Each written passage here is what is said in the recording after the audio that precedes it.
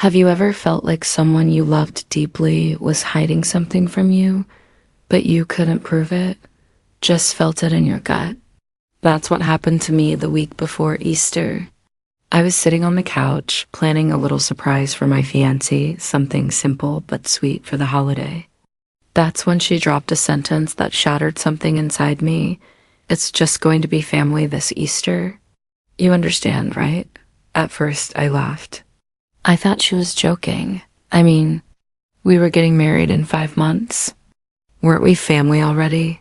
But no, she looked me dead in the eyes and said it again, slowly, like I was a child who couldn't understand.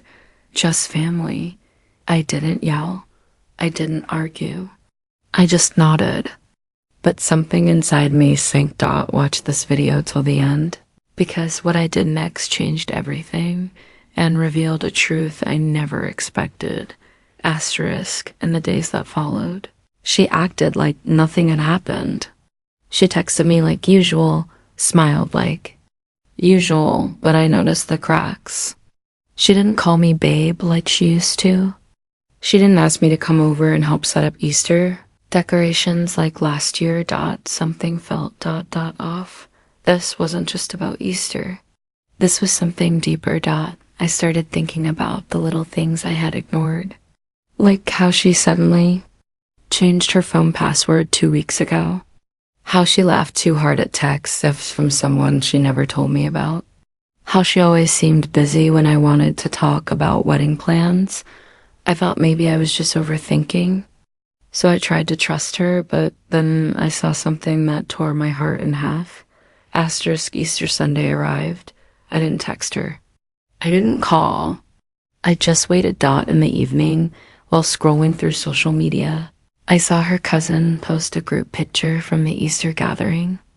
There she was, my fiancé, smiling with her family in the backyard, but she wasn't alone.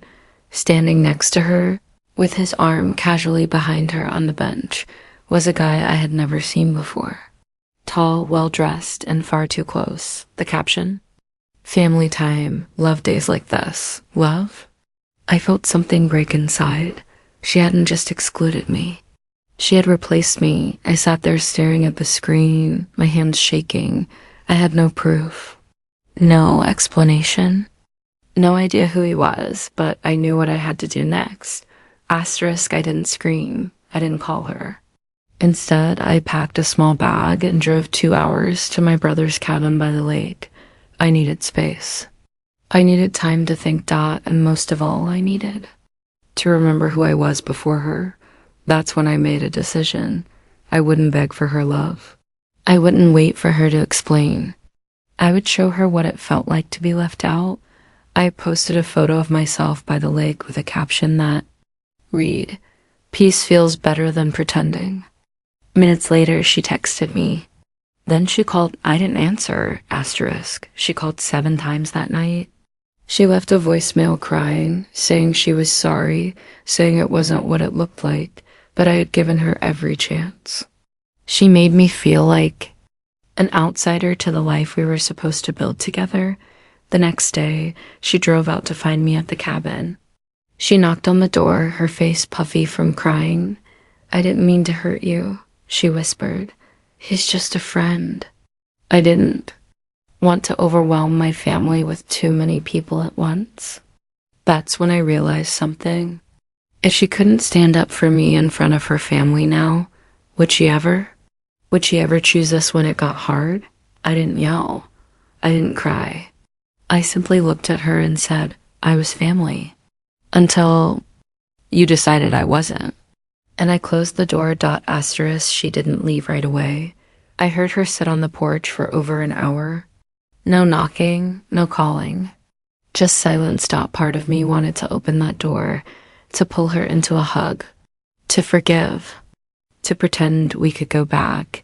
But another part of me, the one that remembered the sick feeling in my stomach when I saw that photo, kept me frozen. That night, I couldn't sleep. The wind howled through the trees like it was mourning something. Maybe it was. Maybe I was too. I stared at the ceiling and asked myself the question no one ever wants to ask. Was it ever real? Because love, real love, doesn't exclude. It doesn't hide you from family. It doesn't leave you wondering where you stand. Asterisk, 2 days later, I got a long message from her. It started with, "You have every right to be upset," and ended with, "I never meant to lose you." She admitted that the guy in the picture was someone her mom wanted her to meet, just in case things didn't work out with me. She said she didn't stop it because she didn't want to disappoint her family.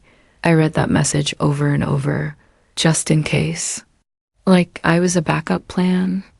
Like our years together could be pushed aside if someone else smiled the right way.